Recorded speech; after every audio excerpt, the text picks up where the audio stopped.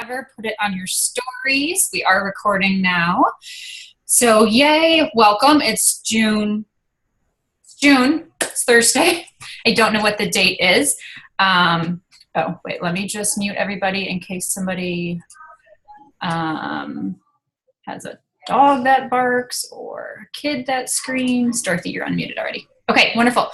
So I know there's been a lot of calls this week, but thank you. We wanted to offer more calls at different times. We also wanted to offer you hearing from different coaches, because you probably get sick of hearing from the same coaches all the time. And also, similar to what they've been doing on the morning wake-up call, to hear from coaches maybe who haven't been coaches as long as some of us leaders who run calls, because it's sometimes hard to relate. You thinking, okay, but they've been a coach for 4 years. They have no idea what I'm going through right now. But trust me, you always remember the beginning. But yes, sometimes I'm like, oh gosh, I forgot. So tonight's call is hosted by Dorothy. Dorothy, I am her direct upline. She is the founder of I always like spit it out, Teen Serendipity. I found Dorothy on Instagram. She said no to me a couple times. She said no to shakes. I was a follow-up guru. I'll say guru because it worked. It didn't work. It might have been a little bit different. Guru with her because something inside me said, this mom, one, needs my help. And then I started looking at her timeline and her stories now, and I was like, this mom needs to help other women. So we're going to start off every call now when somebody else is hosting with 5 kind of speed questions. It might be 6. No. Yeah, 5 speed questions. Dorothy rambles like I do, but we're going to have these be speed questions. So first question, how long have you been a coach, and what is your current rank? I started coaching at the end of August 2018, so about 9 months now, and I am an Emerald coach and have been for like 9 months. Yes, Emerald out of the gate. Yes. Why did you become a coach? The short version, obviously. The short version, because once I met you, I started actually following a lot of other coaches. I didn't know anything about Beachbody. Well, I did, but I didn't know anything about coaching. And the more that I followed, the more I saw how these wonderful lives all these coaches were living and how happy they were. And that's something I needed at the time. So I was like, if they can do it, I can do it. Yes. Number 3, sorry, I'm looking at the questions, obviously. Okay, when, on a daily basis, when do you work your business? We'll tell people like your day. Too. I work my business throughout the entire day in very small pockets of the time. I would say 5 to 10 minute increments. When I wake up in the morning, I check my phone for any messages I sent the previous night. I do follow-ups for 10 minutes, and then I'm doing stories throughout the entire day. If you follow me, you know that I'm on stories all day. I work full-time, I'm a full-time mom, and I still manage to get in my stories all day long. So if you follow me, you know my day from the morning until I go to bed at night. And then throughout the day, if I go to the washroom at work, I send a message, I send an invite. If I go on lunch break, I send a message, I send a follow-up. I literally work in 5 to 10 minute increments throughout the day, and still I can be a mom, I can be present with my family, and I can still get 8 hours of sleep at night. So 8 hours of sleep, that is key. Okay, how did you first feel about inviting, and how do you feel now about inviting? I hated inviting for a very long time. I would say it wasn't until the last month that I started being more okay with it. I don't love it. I don't know if anyone loves it. It's still an uncomfortable thing for me, but now I look at it as it's part of my job. That's my job, is to invite, and it's something that you just have to do. There's a lot of things in jobs none of us enjoy doing, but it's part of the job. But I'm okay now with no's. I'm okay with, cost. I'm okay with objectives. I'm okay with all these things now, which makes me way more comfortable to invite. Right? It's just, this is part of my job, so I'm going to do it. And I now know what to say in almost every circumstance, whereas in the beginning I didn't really, so that made me really scared and really uncomfortable. But now it's just, you say no, thank you, I know you're gonna join my team in 5 months from now. They will be back. They say no, you keep asking. Yeah. And that's a great question, guys, because we want you to know that inviting is not natural to everybody. I love it now because I've been doing it for a long time, but it's good to hear other people's perspectives so you don't feel you're like, oh, I'm not alone. Or if you're somebody who absolutely loves it, you don't want to feel like, oh my gosh, I'm the only one. So there's a mix of everything. Last question, short story as well, short answer as well. How has your life changed since you became a coach? Definitely my confidence. I'm a lot more confident, not even because I'm happy with how I look physically, but I was able to better my mind, which I never knew I was struggling with. The resources and the personal development, and just finding different ways to be happy and a different outlook on life is something that really changed my life. And the community, like the friendships that I've built, feeling like I have constant support all the time is something that has just completely changed my life. And I've learned to stop caring what anybody else thinks. Like, I don't care. I live for me. I live for me and my family. They support me. I have this amazing community, and there's people who are going to hate, and they're missing out. So Haters gonna hate. I can't try to be cool when I say that. Okay, I am going to pass it off to Miss Dorothy, and oh, never mind. I was going to switch computers, but I am the host, so I'm not switching computers. Let me just tell my mom I'll be staying up here. I'm going to switch it over to Miss Dorothy. She is going to share her screen. We asked her to share her top 5 tips on how she has revamped her Instagram since becoming a coach. So I will mute myself, and it is all yours, girl. And yes, we can see your screen, and everything looks good. perfect. So I'm going to keep this very short. I'm going to try not to duplicate the last IG training. I'm just literally going to tell you small things that I've done that has helped me sort of change the way that my Instagram looked and how I get engagement and interact with people on Instagram. So the photo on the left is about maybe like a month into coaching. So as you can tell, I did not have a consistent filter. I was way over editing photos. My daughter in the middle there looks like a character out of, I don't know what kind of movie. But just like, there's no consistency at all. Again, over edited, forced light, which means like I have like just inconsistent lighting all over the place. There's not really any natural lighting. And there was no value being offered. When I went back and read all the posts, like none of them matched and nothing was like consistent, versus the photo on the right was maybe about the past, I don't know, week or so, because now I focus on posting every day or every other day if I can. So there's a wide variety. You can see that I have some family pictures in there. I have pictures of me showing my outfits. A lot of the captions behind each photo show a lot of purpose. I talk about a lot of like pain points and things like that, which I'll get into a little bit. But you can obviously tell that I've been using a preset, which I'll also talk about. So I don't know if you can tell, but I notice a huge difference just because when I see this, I don't even remember what I was talking about. When I see this, I know exactly like my point that I'm trying to get across for anyone that comes to my page. Whereas before I was posting to post, didn't really have a purpose or meaning behind it. And then this is just another example I wanted to show. So the photo on the left was my very first photo ever. This was my first ever before photo, before I did Lift 4 for the first time. I obviously didn't know how to take a picture. The background is cluttered, ugly, bad lighting. I was in my basement. And yeah, I used the chat, but I'm not going to read it yet. And then the photo on the right is about a month ago in my living room, where I have the best light. I have a huge bay window that I always use.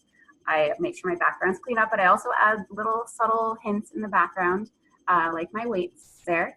And I'm smiling and I'm casual. I'm not like, hi, look at me. And the way I took this photo is I invested in a ring light that has like a clamp on it, and I hang it. If anyone could see me behind the scenes taking my photos, they would be like, what is this girl on? I clamp it from my drapes in my living room and take my photos. So there's lots of little sneaky things that you can do on here. So some of my top tips and tricks. So consistency is key, and you have to earn trust of your followers. If you do not earn trust, they're not going to follow you. They're not going to actively seek you out. You want to be consistent and show up every single day. People want to get to know you in 9 squares or less. They have like you have 2 seconds to catch their attention. So it's the first like 2 or 3 lines in your Instagram page that they are going to look at. And if they're not interested, they're just going to swipe on by and not be bothered by you. So like everybody on here knows, choose your topics. For me, mine is wine, fashion, my daughter, fitness, obviously, my dog. So I usually go through those 5 to 6 things and have them consistent all the time. My tips for this is always have one transformation photo within your grid. When someone comes across your Instagram page, you should always have one transformation photo. It doesn't even have to be yours. If you don't have one that you like sharing, or if you don't think it's something that fits within yours, at least have something to show so that people, when they come across your page, they're like, oh, what is this? Like, how did this person get these weight loss results? And then what I found recently is your followers want to know you. So always have an intro post every so often, whether if it's like a couple weeks at a time, do it just a brief intro post, tell them who you are, where you're from, what your interests are, because they want to know who you are, and that's how you build trust. I recently did a random fact post. I don't even remember why I did it, but I just randomly, I was like, wonder what people think of this. So I literally did, I think I called it like random facts about me, and I just listed like 10 random facts. That got so much engagement. I created so many private message conversations from that post where people are like, oh my God, we have so much in common. Why haven't we ever spoken before? So that is something that I highly, highly encourage, is doing a random facts. And I actually want to do that going forward, maybe like once every 2 weeks, maybe like a random fact Saturday with me. Because everyone has a lot of random facts about them, and people are into that. People are nosy. People want to know about you. And then always have a post within your grid as well, talking about what you do. Because some people might not know that you're a coach or might not know anything. So just have like a coaching quote or coaching invite, not even an invite, but just talking about your business and what you do. And my biggest piece of advice is don't get discouraged. There's lulls in Instagram. We all know the algorithm is all over the place. And there's been weeks where I'm like, oh my God, no one's liking my stuff, where I feel discouraged. And I'm like, no, show up every single day and just do it anyways. You just have to show up daily. If you don't want to, post someone else's transformation picture. Just put something up, but make it have meaning. Still, don't just put like a picture of a pretty flower and be like, offer value. So like I talked about earlier, everyone wants something. Everyone wants something, and they want something for free. So just offer some kind of value to your page. Offer something consistently of value to your page. Like for me, I try to do like life hacks. I try to share if I find a really good sale, if I find a cheap dress for $28 and frolic in my backyard. If I share a really good recipe. I did an IGTV on, what did I do? The spaghetti squash fritters from the Ultimate Portion Fix book, the Fixate or whatever, volume 2, I think it was. And I got so many hits on that, so many private messages, so much engagement on that. People love anything of value. Like share your recipes, share your life hacks. If you're a dog mom, share any dog tricks, share your favorite dog treats. Like do anything that's going to offer value, because if you're a dog mom, for example, likely some of your followers will also be dog moms. And they want to know that from you. As a mom, I try to share as much mom advice as I can give. But I also ask for a lot of it as well. Like yesterday, I said, my daughter's hair elastics keep falling out. What do you guys do? Bam, my messages filled up with all these moms who I've never spoke to. So that again opens conversations, which could eventually lead to something. So just try to offer value, and as unvaluable as you might think it is, it's not to somebody else. Like sharing sangria recipes, sharing anything, but people are nosy. People want something for free. People want something that's readily available. So if they're scrolling and they see that you have something to offer that they've never seen before, do it. My makeup tutorial, my sock bun, those all got huge things. And these are just things of interest to me. You all have probably different interests, but do what interests you because you want to attract your like-minded market to you. So those things are what I found helpful. IGTV, huge hits. I see people still looking at mine, and I haven't done one in a very long time. So I highly encourage you to do IGTV if you haven't. People still look at that. Sometimes I'll get a message and I looked at your IGTV, and I was like, I did that like last month. So something to do if you haven't tried it. Another tip is to invest. So investing in your business will save you time in the long run. We talk about this all the time, but there's so many things that you can make small investments for that will save you time. So for me, one of them was a preset. Like you saw earlier, I spent so much time editing my photos, and I did a terrible job because obviously I don't know how to edit. They were over edited. Things just looked off. So I sought out a preset that I liked from a blog that I followed. I asked her what it was. She told me what it was, and I went ahead and I bought it. Now, some presets don't always work out, so you might have to buy a few, but I just found one that I loved and worked for me. Invest in a tripod or a pop-up phone case. So I don't have anyone take my pictures. I take all of my pictures myself from my cell phone in the most ridiculous things. I take my daughter's toys, I stack them on top of each other, and I lean stuff against the wall. I literally do like the craziest things, and sometimes I wish I had two phones so I could show people how out of my way I go to take a good photo. The ring lights are great. They can be very inexpensive. The one that I have on right now was $20 off Amazon. I have one for my phone as well. It's just a clip-on one. That one was $10 off Amazon. And you need to invest time into actively taking a good photo. Like, sorry to say it, but you need to spend time taking good photos. Maybe set one day a week. Maybe you're going on a date night on Saturday. Get ready an hour earlier. Get all dolled up. Find a good time where it's going to be your best lighting. Take like 30 photos in maybe 5 different outfits in 3 different locations. That's what I do. I literally have a stockpile of photos where I know that I'm going to look good on a certain day. Change my hair a little bit. And, I was going to say throw on jewelry, but that would be a lie because I don't wear jewelry. But throw on different shoes, go outside, go in your car, do anything, but just, you have to invest in taking the time to take good photos. And then there's also photos where I have bedhead and I'm look like I didn't get any sleep, and I still take those photos. But I'm just saying, take some time to invest in real good photos. But then people don't want to see fake either. So like I said, still take like your real photos, still take your bedhead, your child has been screaming all day and you are not okay photos. Take real photos as well, but you can still always sit in front of a window and tell your story that way too. Natural light, I can't say enough about it. I try to take all of my photos with natural light. It's the best lighting, and just play around with it. Like, you'll find good areas, like I said, mine's always in front of my living room window or outside. Different times of day work better than others, but that's something that you have to, again, take time and invest and learn. No one wants to look at a dark photo of you in your bedroom. Like, it's not appealing to the eye, and no one's gonna probably read your important caption underneath an unattractive photo. So if you're gonna invest time into writing a great caption, you have to have a good photo to go along with it. So if you look good on a certain day, I'm telling you, changing your photo, changing your hair works. Do your homework, use free resources. You guys, there is so many free resources out there. Some, yes, they can be a waste of time, but some are very valuable.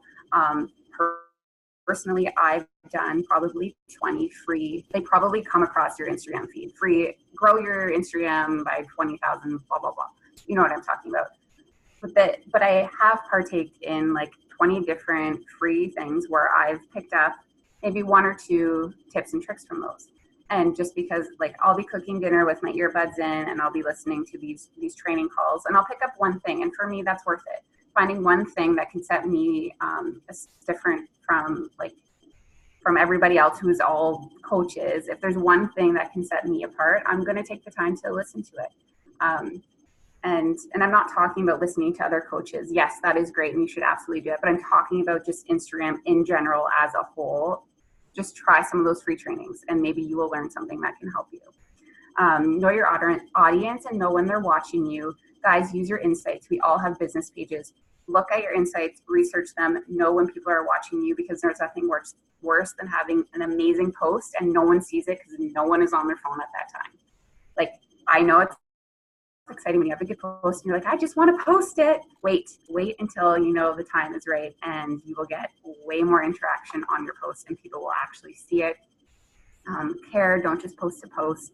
I know I said earlier, like, just post something, and I'm talking about, like, if you do a post every other day, that's great. But if you're like, you don't need to post 5 times a day, because if you're just posting to post, that gets boring, and you're gonna lose trust from people because they're gonna get sick of whatever you're showing. Think of what you look for. So I know who I like to look at on Instagram, and I know who catches my eye and why they catch my eye. So I write those things down. Why did I stop and read this? I take notes. I want to know why I stopped and did this.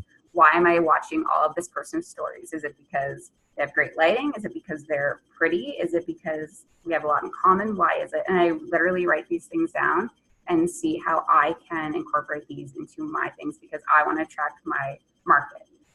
Everyone's market is different. You have to attract them in the way that you are attracted to other people.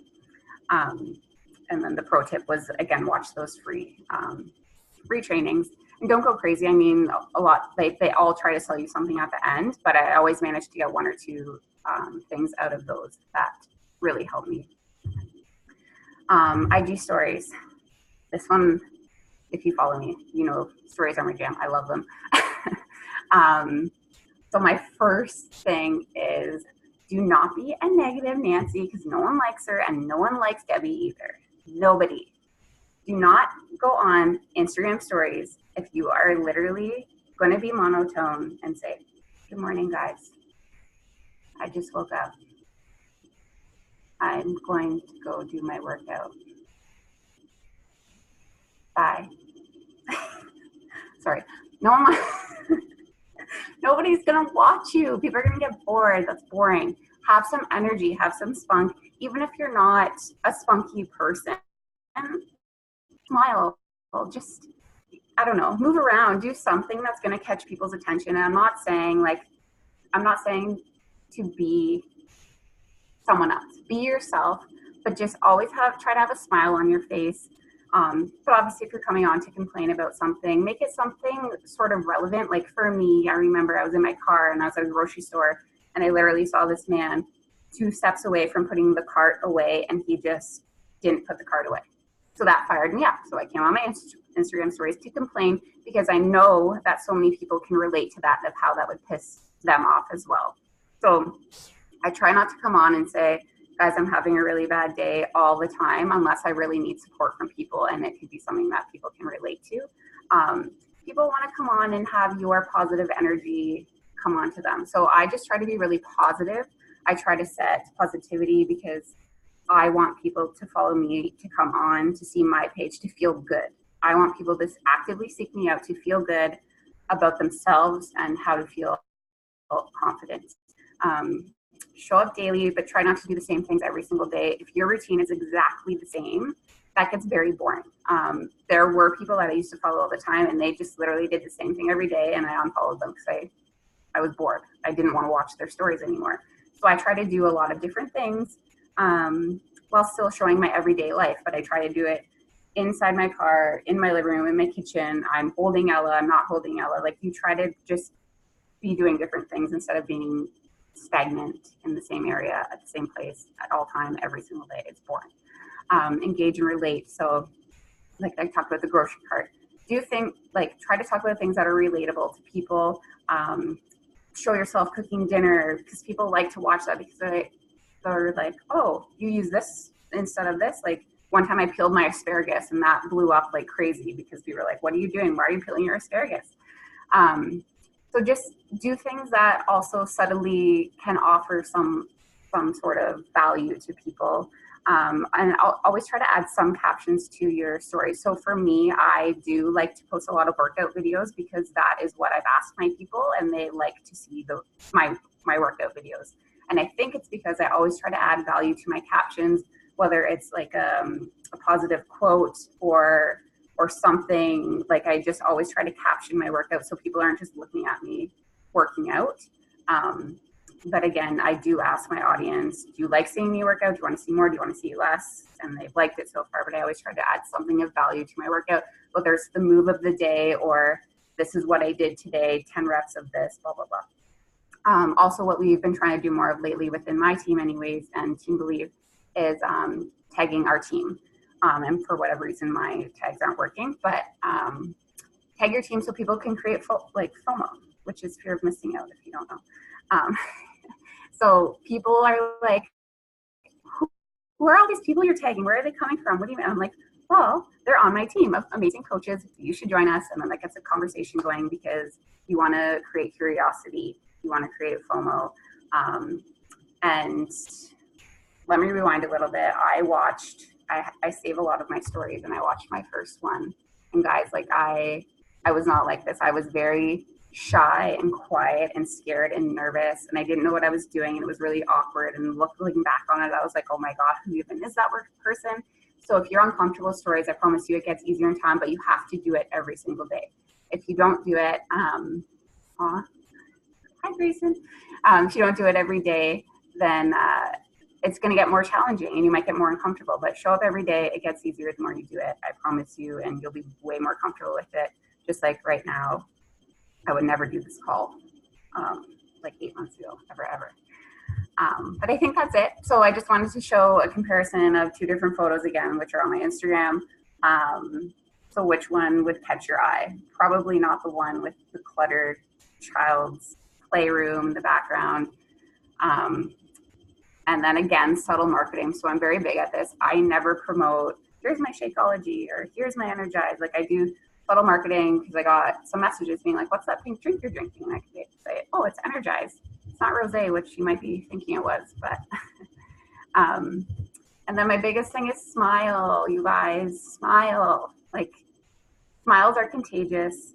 Smiles bring such a positive energy. So try to just smile as often as you can. Like I get so many comments on my smile, and I don't think it's my smile. I think it's just because I try to smile all the time because it's contagious and it makes people feel good. So that is it for me, and I hope I shared some value and didn't repeat everything that Lil said last time. And I haven't read the chat yet. I don't know, Gretchen, do you want me to? You can read the chat while we finish up if you want. I didn't know. Okay, Mom yell, sorry. Just wait, Grayson, please. Thank you so much. Sorry, my boys are with me. I hope everybody sees how that's a 9-month progression. Like when you say even new coach, 9 months is new because there's a lot to learn. And social media was not something I've ever done. I never wanted to do before I started coaching. And I know a lot of people feel that way. But Dorothy has taken this as her business and done the research, put the time in, and realized, yeah, like she said earlier, maybe inviting isn't her favorite thing, but there's always part of your business you don't like. And your timeline, your feed is your storefront. Your stories is your storefront. If you don't, excuse me, if you don't post, you don't open your business. Okay, we're going to end this call. But if you don't post, you're not opening your business. So I hope you found that useful. There's somebody's going to get hurt in the back, and I feel like it's going to be me. So thank you. Go snoop on her stories. Tag everybody. I tried to tag. I got to start asking everybody for their handles when we get on a call. So remember that the next call we're on, everybody put their handles in a chat so we can start tagging people if it's more than just your team. All right, we're going to go. Bye.